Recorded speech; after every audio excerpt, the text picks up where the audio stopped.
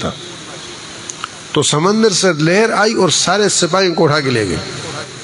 یہ پھر اس کی کشتی کو لہروں نے دھکا دیا, کنارے پہنچا دیا, یہ پھر آ گیا. بادشاہ نے اس کو پھر دیکھا, میں سپاہی کہاں ہیں؟ کہا بھئی اللہ نے نبیڑ لیا ان کو. تو بادشاہ حیران پریشان کیا, اب میں کیا کہوں؟ اس پر اس نے کہا کہ مجھے اگر تم ختم کرنا چاہتے ہو اور تم یہ چاہتے ہو کہ میں مر جاؤں تو اس کا ایک ہی راستہ ہے, تم ساری خلقت کو جمع کرو,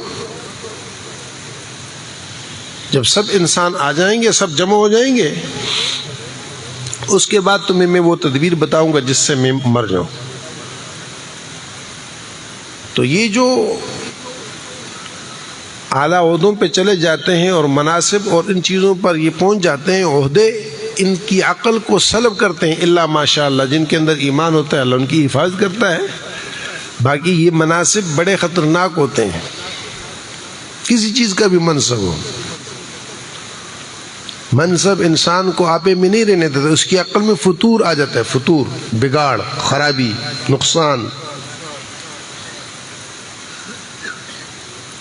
اللہ ہم سب کی حفاظت کرے.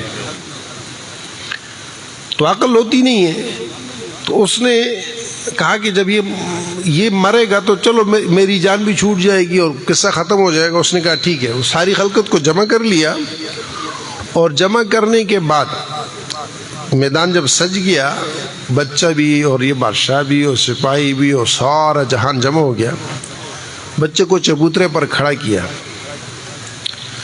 بچے نے کہا کہ میرے ترکش سے تیر لو. اس زمانے میں یہ بندوق